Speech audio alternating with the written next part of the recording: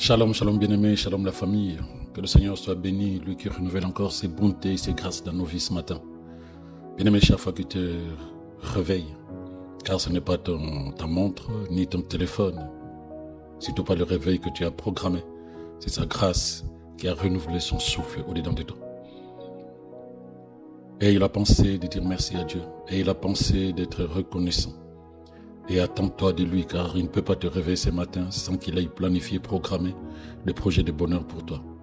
Ayons la conscience de la réalité spirituelle de ce que Dieu veut de nous, et non pas ce que les cinq sens ou simplement le monde autour de nous veut que nous acceptons comme notre vérité. La vérité de ta parole, bien-aimé, la vérité de ta vie, bien-aimé, est dans la parole de Dieu. Voilà pourquoi nous apprenons chaque jour à tourner notre regard vers notre Seigneur, notre Dieu, la source de toute vie et la source de notre vie, afin d'épuiser en lui, par sa parole, la vérité ou les éléments dont nous avons besoin pour rendre visible la vie qu'il a planifiée pour chacun de nous. Une autre vie est possible, bien-aimé, en Christ Jésus, et une meilleure vie. Que le Seigneur soit béni. Alors, nous avons appris hier, la méditation d'hier matin, à parler de comment prier. Comment prier sur la base de la parole de Dieu. Et non pas comment prier par rapport aux émotions, par rapport à la tradition, à la culture, à l'éducation, à l'expérience de la vie. Non. C'est Dieu qui nous a demandé de prier. C'est lui qui nous a dit qu'il faut prier. Donc on ne peut pas prier par rapport à nous, on doit prier par rapport à lui qui nous a dit qu'il faut prier. On va lui dire, ah tiens, même les disciples, merci Saint-Esprit, même les disciples qui étaient de bons juifs, mais dès qu'ils se sont connectés à Christ, ils ont vu Jésus prier, mais différemment, parce que Jésus priait avec efficacité. Jusqu'au jour où, humblement, ils se sont approchés de lui en disant, Seigneur, apprends-nous à prier. Lorsque tu pries et que tu ne vois pas de résultats, ne continue pas. Fais un bilan en disant à quel endroit je ne fais pas bien les choses. Faut même pas demander, faut même pas te poser la question si c'est Dieu qui ne veut pas te donner ou pas. Non. Je répète ce que j'ai dit hier. Le Seigneur répond à toutes les prières de ses enfants. Il faut que ce soit ta conscience. Le Seigneur est esprit. Il n'y a pas d'émotion humaine à l'intérieur de lui pour dire aujourd'hui je te donne, aujourd'hui je suis fâché contre toi, aujourd'hui je suis pas d'accord avec toi, donc je te donne pas, ou je verrai demain si je peux te donner. Non. Il a mis en place sa parole. Il dit, tu dis à la montagne, ôte-toi de là, jette-toi dans la mer. Si tu ne doutes pas, mais sans hésiter, tu es convaincu que ce que tu dis se manifestera, tu le verras s'accomplir. Tu le verras s'accomplir. Donc quand il met une clé aussi importante comme celle-là, je peux prendre d'autres clés. Ce que vous lierez sur terre sera lié dans le ciel, ce que vous délierez sera délié dans le ciel. Cela signifie simplement que toutes les décisions que vous prendrez sur terre seront validées dans le monde spirituel. Les gens pensaient que ce verset c'est pour lier les démons. Non, le commandement que Dieu nous a donné c'est de chasser les démons. Le Seigneur nous a dit chasse les démons. On n'a pas besoin de les lier. Il n'est pas fort pour celui qui est en Christ. Il n'y a pas de raison de le lier. Quand tu le lis, tu vas le mettre où? Ça suffit simplement que ce verset signifie que ce que tu vas interdire sur terre, moi, ton Dieu, je valide, ce sera interdit.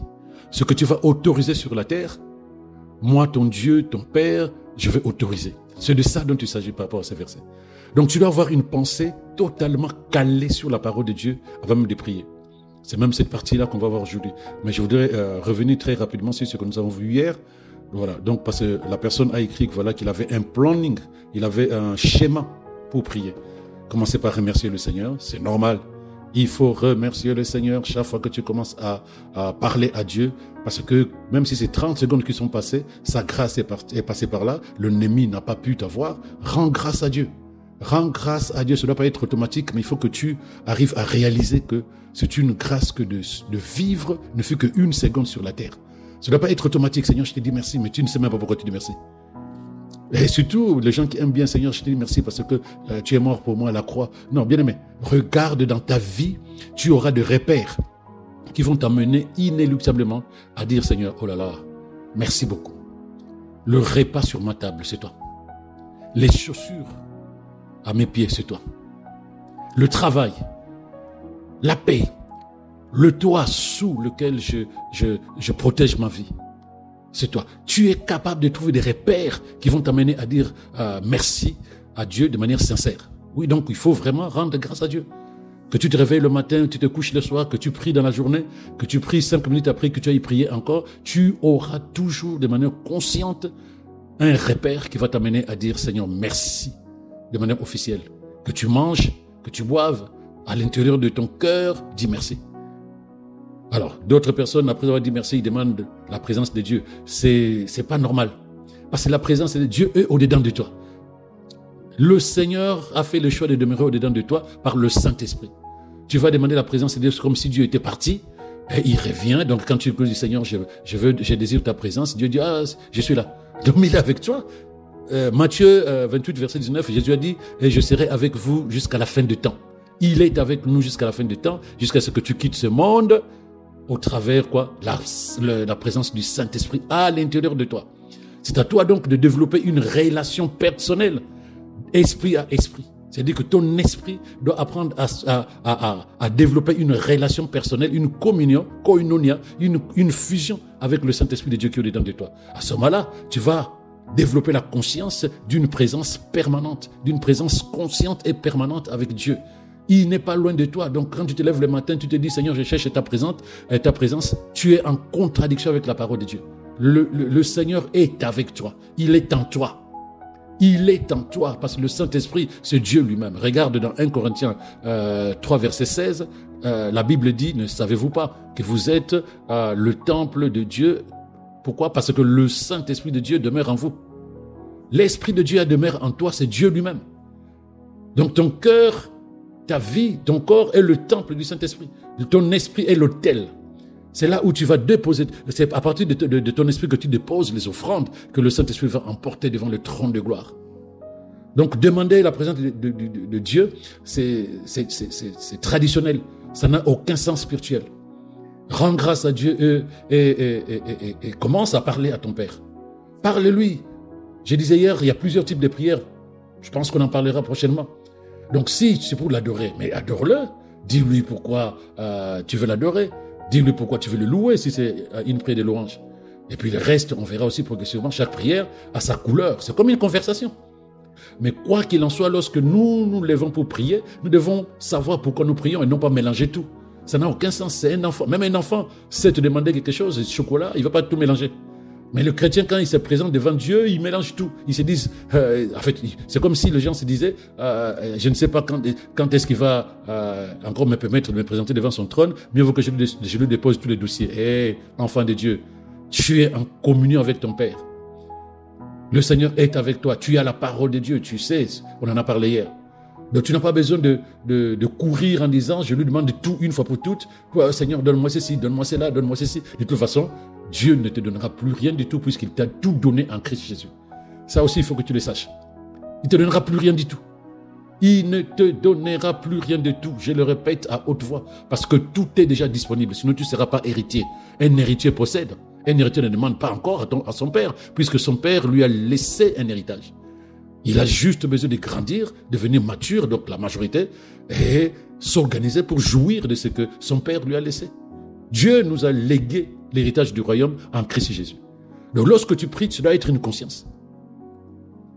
Et puis, il y a ceux qui demandent ensuite pardon. Alors ça me chagrine un peu. Pour la simple raison que lorsque tu te lèves le matin, tu as dormi toute la nuit. Tu veux prier. 1, tu commences à dire merci. 2, tu cherches la présence de Dieu. 3, tu demandes pardon. Mais la nuit, qu'est-ce que tu as fait pour que tu demandes pardon à Dieu? Qu'est-ce que tu as fait la nuit? Ah ben je sais pas, bon, peut-être que tu étais sorti de ton corps. Et tu as fait des choses dans la nuit.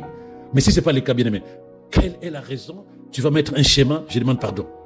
Qu'est-ce que tu as fait? Tu vois, c'est ça qui doit amener, bien-aimé, là où nous apprenons, nous mettons de l'ordre dans notre manière de communiquer avec Dieu. Tu te dis, mais c'est triste. À quel moment tu vas dire, Seigneur, je te demande pardon? De toute façon, c'est Dieu qui pardonne. C'est Dieu qui nous a pardonné. Avant même que nous soyons nés de nouveau. Nous en parlerons sûrement.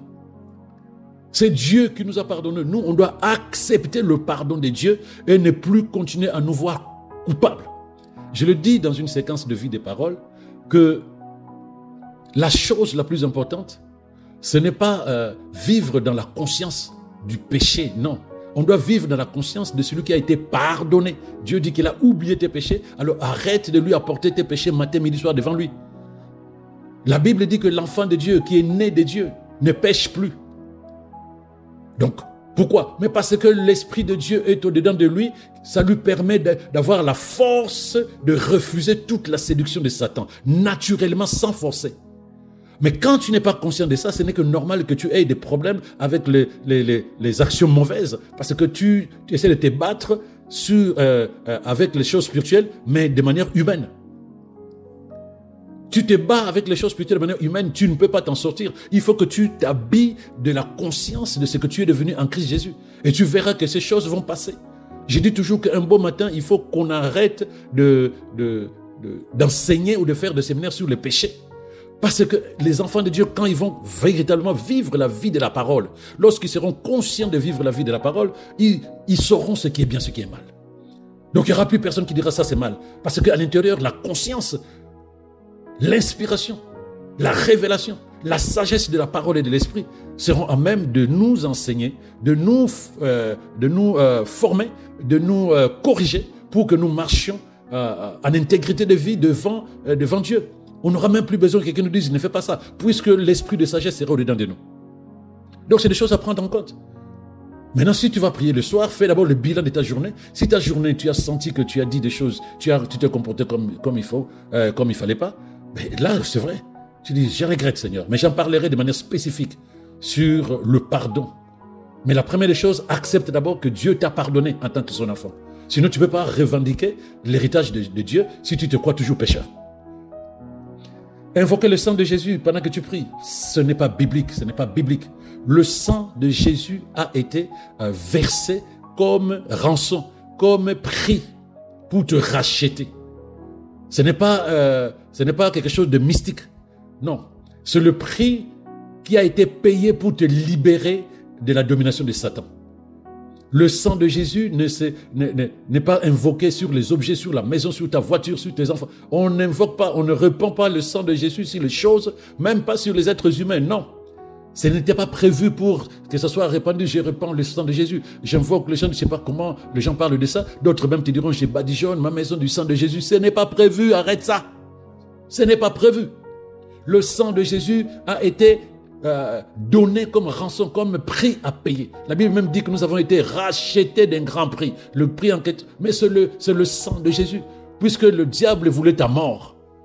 Et puisqu'il voulait ta mort, Dieu se levait, Christ se présentait en disant, libère cette personne. Le diable dit, non, je ne peux pas. Il a péché, il doit mourir. La Bible dit, l'âme qui pêche, l'âme qui meurt. Jésus dit, ok, je prends ses péchés sur moi. Donc, cela signifie que c'est moi qui vais mourir à sa place. Voilà comment Christ porte le péché de l'humanité pour nous libérer alors que nous étions pécheurs. Alors que nous étions pécheurs. Donc, lorsque tu crois que Jésus est Seigneur et Sauveur de ta vie, qu'il t'a délivré du péché, du mal, de Satan, cela signifie que tu dois accepter. Tu dois accepter à l'intérieur de toi qu'il a payé le prix pour que tu sois libéré. Parce que dans le monde spirituel, c'est une vie pour une vie. Il faut que tu acceptes le pardon de Dieu. Je dis accepter. Tu ne demandes pas à Dieu de te pardonner parce que Dieu, c'est lui qui a fait le choix de te pardonner. Je parle de la première fois que tu rentres en communion avec Dieu.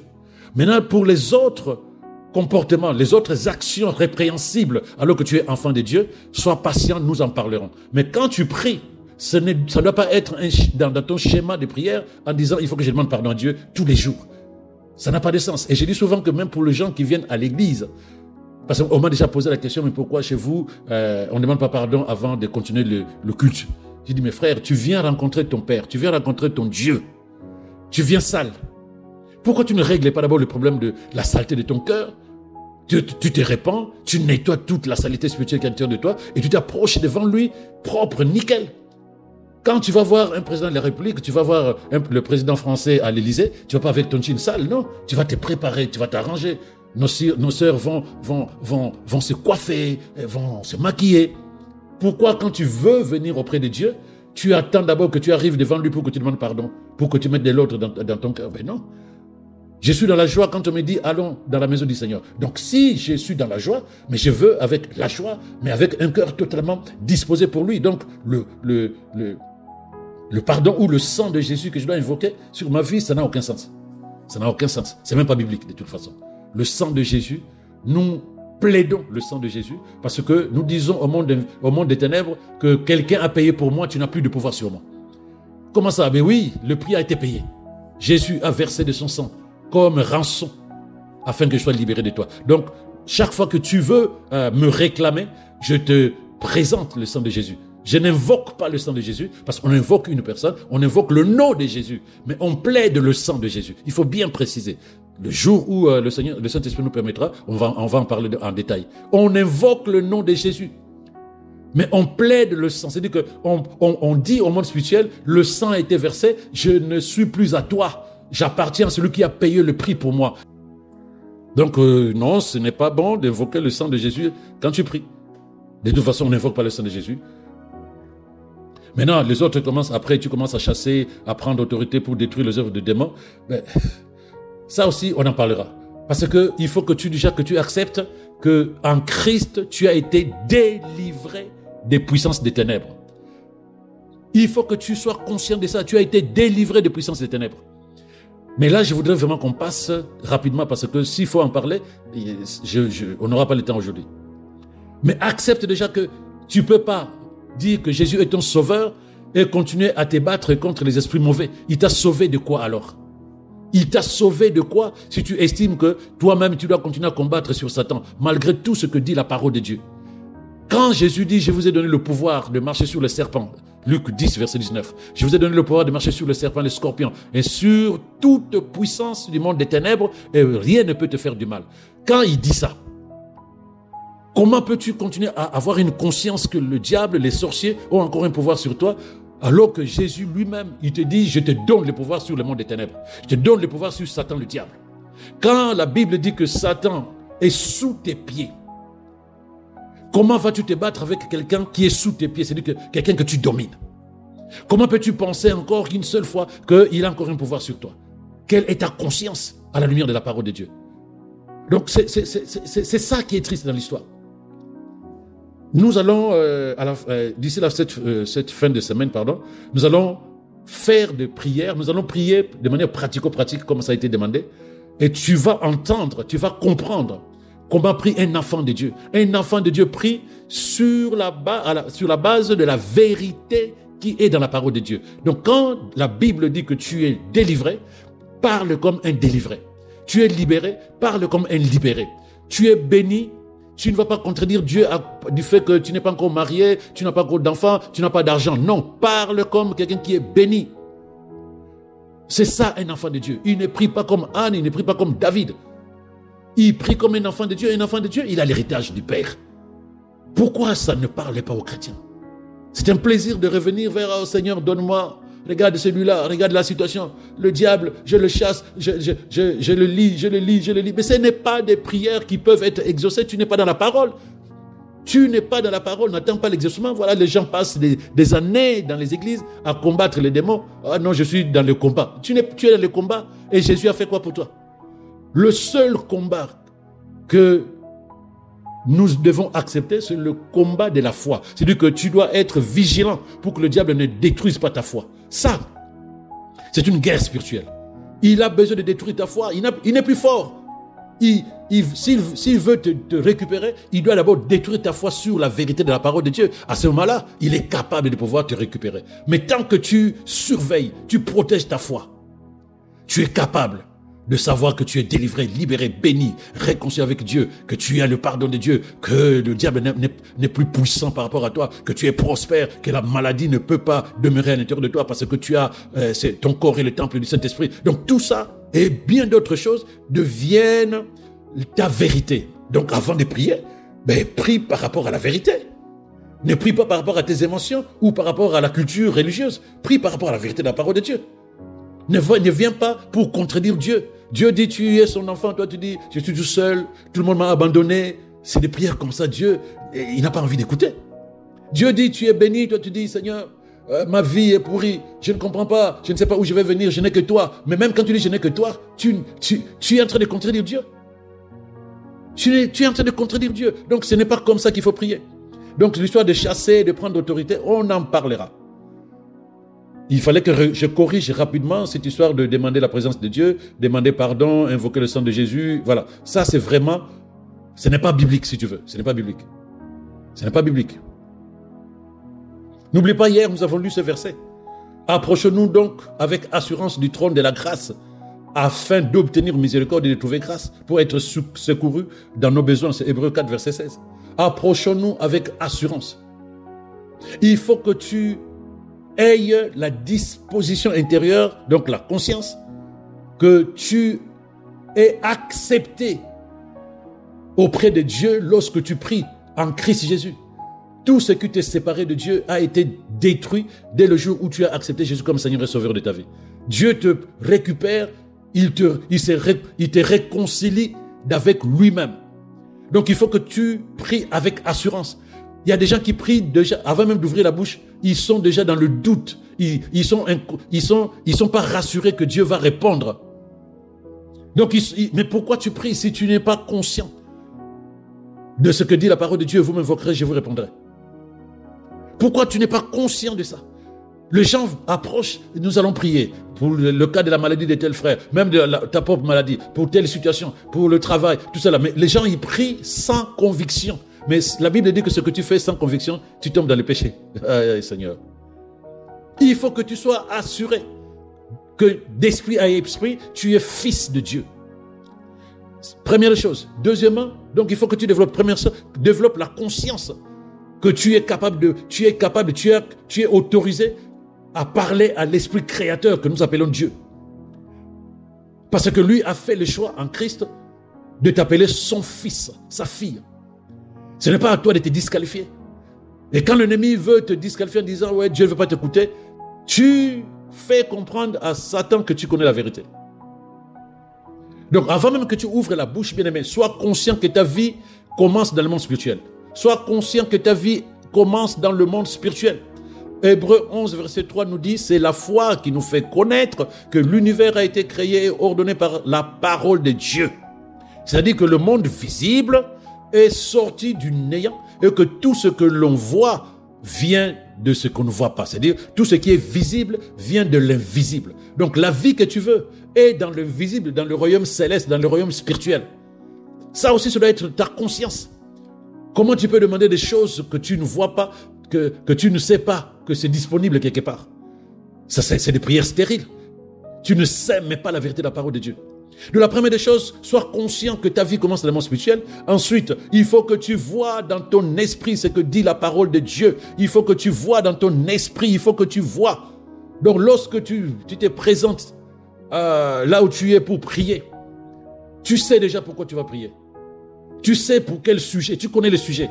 Mais ne commets pas l'erreur des chrétiens. Ils voient le problème, ils ne voient pas la solution. N'amène pas le problème auprès de Dieu. N'amène pas le problème auprès de Dieu lorsque tu veux prier. Écoute-moi bien aimé.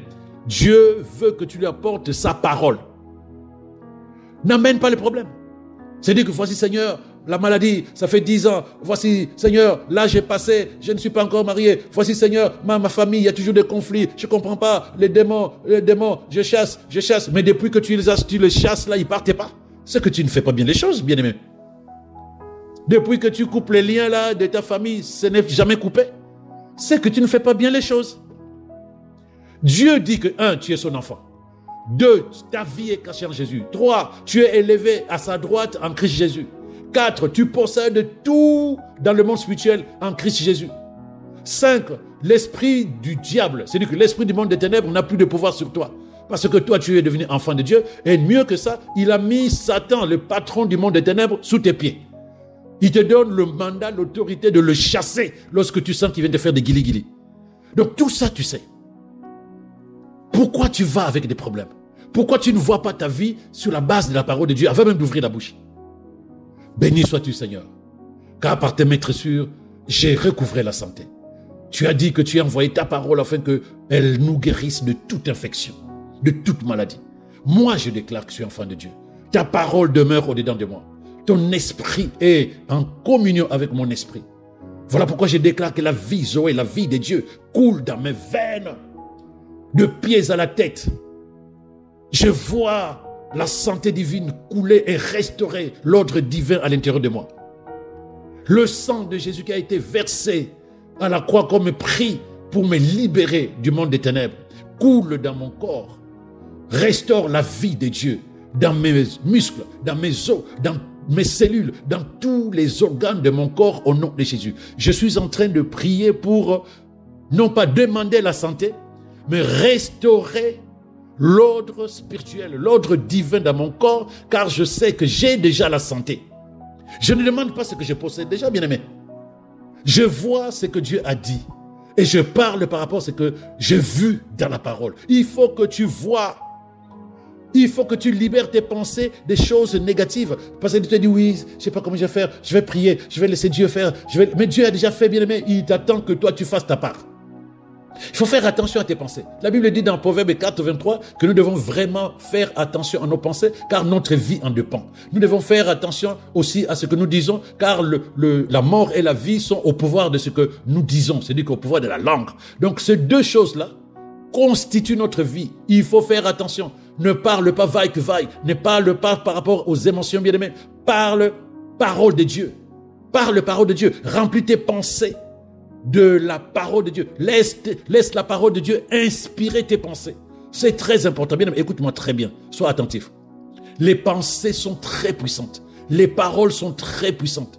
Ce sont des images de ton esprit qui ont le pouvoir de créer ce qu'elles contiennent.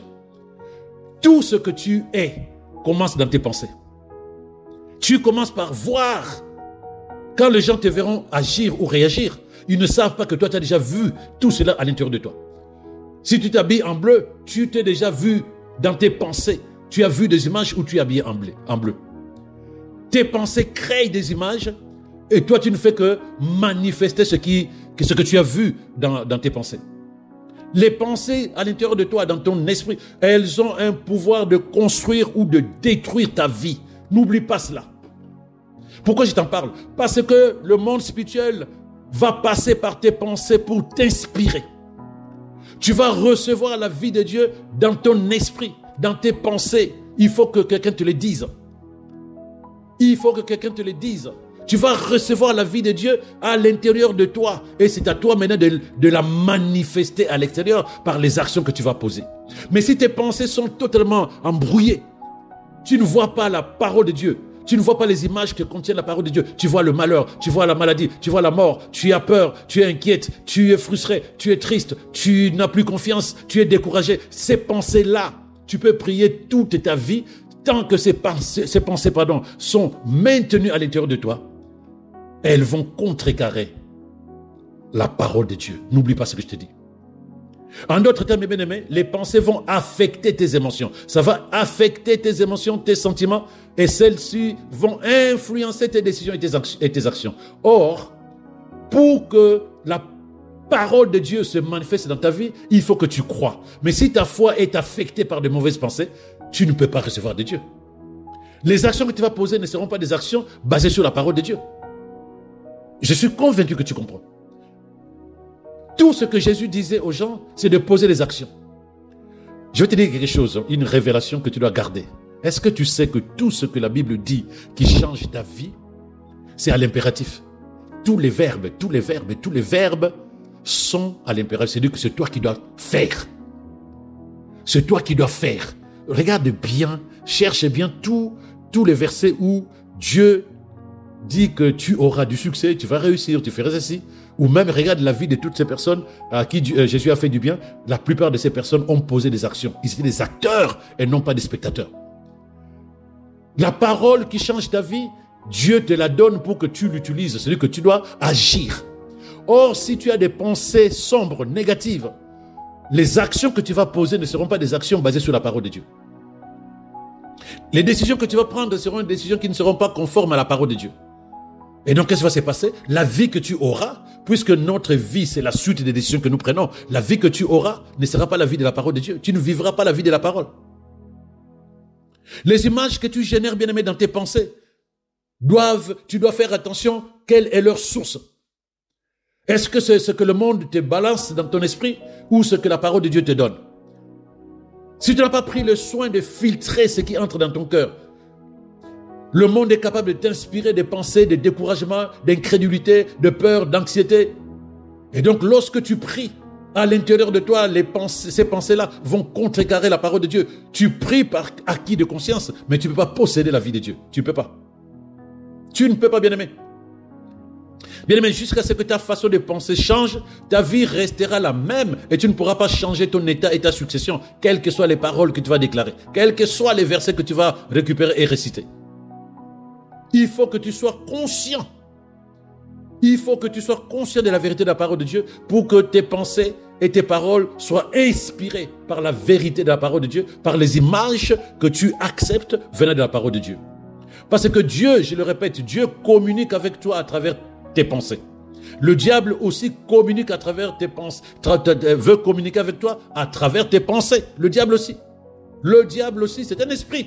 Il a besoin de ton esprit pour t'inspirer, pour te séduire, pour te distraire, pour te décourager, pour te rendre incrédule. Il a besoin aussi de parler à ton esprit. Mais si ton esprit est totalement soumis au Saint-Esprit de Dieu, si ton esprit est nourri par la parole de Dieu, tu sauras sentir quand Satan essaie de venir vers toi pour essayer de te séduire. Donc si ton esprit n'est pas rempli des bonnes informations venant de la parole de Dieu, ta prière aura du mal à manifester la vie de Dieu. Tu ne pourras pas recevoir ni les conseils du Saint-Esprit, ni la vie de Dieu qui est contenue dans sa parole. Donc, 1, sois conscient de ta relation avec Dieu. 2, vois ce que dit la parole de Dieu avant de commencer à prier. Et troisièmement, puisque tu dois voir, regarde d'abord à l'intérieur de toi, qu'est-ce que tu vois? Est-ce que tu vois les problèmes ou tu vois Dieu solution? Parce que quand tu vas auprès de Dieu, tu lui apportes sa parole, tu vas là-bas pour ramener dans ta vie la vie qui est dans la parole de Dieu. C'est elle que tu vas prendre, que tu amènes dans ta vie. Tu n'amènes pas de problème auprès de Dieu. Non, Dieu, il a rendu caduques tous les problèmes de ta vie. En Christ, cela a été mort et enterré. Et toi, tu es ressuscité en Christ. Alléluia. Tu es ressuscité en Christ. Tu es enfant de Dieu. Le jour où Christ est ressuscité dans toute sa gloire, c'est le jour où tu es né de nouveau. Donc, tu es né avec une vie glorieuse. Tu es né avec une vie merveilleuse. Tu es né avec une vie excellente, de victoire, de succès, de paix, d'amour, d'assurance, de repos. C'est cette vie-là, lorsque tu suis enfant de Dieu, c'est cette vie-là que tu dois voir. Cette vie-là que tu dois voir. Tu ne peux pas te promener en disant j'ai des problèmes. Je croyais qu'en Jésus-Christ, tout a été annulé. Je ne comprends pas ce qui m'arrive. Mais je croyais que tu vivais la vie Zoé, la vie de Dieu qui se manifeste dans ta vie. Malheureusement, tant que tu as une mauvaise conscience, tu auras une mauvaise vie. Mais quand tu décides d'avoir la conscience basée sur la parole de Dieu, tu vois la même chose que Dieu concernant ta vie. Oh bien-aimé, nous aurons cette possibilité de vivre la vie de Dieu, la vie de la parole. Nous aurons cette possibilité-là. Ne permets pas à l'ennemi d'attaquer ton esprit. Laisse la parole de Dieu nourrir ton esprit. Laisse la parole de Dieu inspirer tes pensées. Un dernier point par rapport à ça. Fais attention aux émotions. Tu ne peux pas prier dans les émotions toxiques, négatives. Ça n'a jamais été des moyens pour que Dieu t'écoute. Non. Dieu veut t'écouter dans l'assurance qu'il y a dans ton cœur que tu connais la vérité. Ne pense pas que Dieu c'est un humain qui va courir pour te donner ce que ton cœur désire parce que tu es en train de pleurer. Non. Quand tu lui amènes les émotions, il est convaincu que tu ne sais pas qui tu es. Il est convaincu que tu es incapable de pouvoir te lever comme son enfant, de grandir comme son enfant et d'agir au moyen de sa parole et de son esprit. Peu importe ce que tu ressens, bien-aimé, refuse de méditer, refuse de confesser des sentiments si ce n'est que selon la parole de Dieu. Refuse de parler sous le coup des émotions toxiques, des émotions négatives, si ce n'est que la parole de Dieu. Donc, lorsque tu pries négativement concernant ta propre vie, lorsque tu parles au monde spirituel négativement concernant ta vie, je suis né comme si je suis né dans la malédiction de ma famille me suit jusqu'aujourd'hui, Seigneur. Je n'ai besoin que de toi. Je ne comprends pas ce que les médecins disent. La maladie continue. Mais moi, je m'attends à toi. Mais tu penses que parce que tu dis ça, Dieu t'écoute. Tu es en train de proclamer, d'affirmer des choses négatives sur ta propre vie. Et tu attends tu attends recevoir quoi, bien-aimé? Ne médite pas et ne confesse pas le mensonge du diable. Médite et confesse la parole de Dieu, bien-aimé. Médite et confesse la parole de Dieu. Quand ton cœur est dominé par les émotions, il te sera difficile de voir ce que Dieu veut te montrer dans sa parole. Or, tu ne peux pas prier sans voir. Tu ne peux pas prier sans voir. Donc, si les émotions remplissent ton cœur, je ne sais pas, des émotions négatives, tu seras incapable de voir ce que dit la parole de Dieu, de voir la parole de Dieu, d'avoir les images qui sont contenues dans la parole de Dieu. Tu ne verras que ce que les émotions négatives voudraient que tu vois. Parce que la parole de Dieu est là pour changer les images de tes pensées, pour changer les images de ta foi. La parole de Dieu, lorsque Dieu dit tu es béni, il faut que tu vois la bénédiction de ta vie. Lorsque Dieu dit que tu es guéri, il faut que tu te vois en bonne santé. Parce que la guérison, tu ne la vois pas. Mais ce que tu sais au moins voir, c'est la bonne santé. Tu te sens en bonne santé. Lorsque Dieu dit que tu es délivré, ne vois pas la malédiction de ta famille biologique. Vois-toi délivré, c'est-à-dire que tu es capable de ne plus te voir limité. Tu n'as plus la peur concernant l'avenir. Non, tu ne t'inquiètes plus de ce que tu seras demain. L'ennemi n'a plus de pouvoir sur ta manière de penser, sur ta vie, parce que ta vie appartient à Jésus, tu es propriété privée de Jésus. Donc il faut que tu vois cela avant d'ouvrir la bouche, bien-aimé. Proverbe 4, verset 20 à 22, il dit ceci. Proverbe 4, 20 à 22, il dit, mon enfant, écoute mes paroles, fais attention à mes conseils, ne les oublie jamais, garde-les au fond de ton cœur, elles donnent la vie et la santé à tous ceux qui les acceptent. Alléluia. Garde mes paroles au fond de ton cœur, parce qu'elles vont te donner quoi? La vie, la santé, si tu acceptes ces paroles. Voilà comment Dieu te parle ce matin. C'est ta responsabilité de saisir la parole. Ne parle pas pour parler. Dieu n'est pas un être humain. Tu ne vas pas l'impacter par tes émotions. Tu vas l'impacter, tu vas l'impressionner parce que tu connais ce qu'il a dit te concernant. Tu connais ce qu'il a dit te concernant. Comment? Par la parole. Donc si la parole de Dieu est acceptée dans ton esprit et si tu la mets dans ta bouche, c'est-à-dire que tu parles de ta vie conformément à la parole de Dieu, elle va faire ce dont elle parle. Elle va faire ce dont elle parle te concernant, bien-aimé. C'est ce dont tu as besoin pour être tout ce que Dieu veut que tu sois.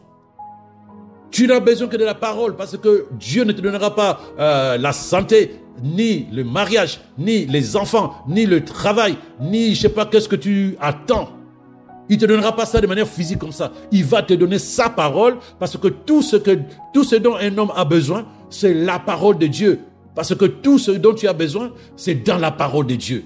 Tout ce dont tu as besoin, c'est dans la parole de Dieu. Donc, lorsque tu te présentes devant Dieu, il te donne sa parole. Et quand tu as sa parole dans ton cœur, bien-aimé, tu la prends, tu la déclares. Il a dit à Ézéchiel, déclare, prophétise, dis aux eaux desséchées, vivez, revivez. Et toi aussi, avec la parole de Dieu et le Saint-Esprit, tu es capable de donner vie à la vie que tu veux. Tu es capable de changer les circonstances parce que Dieu te donne la capacité, bien-aimé, il te donne la capacité. Chaque fois que tu entends la parole de Dieu qui parle de succès, qui parle de prospérité, qui parle de victoire, de santé divine, personnalise cette parole. Dis-toi, ça c'est pour moi. Personnalise cette parole. Commence à te voir dans la réalité. C'est ça qui est important. Toutes les phrases n'auront de sens que lorsque tu te vois dans la parole. Tu te localises dans la parole. Ce n'est pas Dieu qui va te localiser, il te connaît. Parce que tu entendras certains serviteurs de Dieu qui vont te dire Dieu te localise de là où tu es. Non, il est en toi. Il est en toi. C'est toi qui dois te localiser dans la parole en disant cette parole, c'est de moi dont il s'agit. Ne t'inquiète pas, Seigneur, je ne m'inquiète pas. Quand tu marcheras par le feu ne va pas te consumer. Seigneur, je comprends, je valide, c'est ma vie. Quelles que soient les situations difficiles, tu m'as dit que ça ne va pas me faire du mal. Je prends ça pour moi. Là, tu es en train de te localiser dans la parole. Ta prière sera basée sur ce que tu as compris, ce que tu as vu. C'est ça, la prière d'un enfant de Dieu. C'est ça, la prière de la nouvelle génération.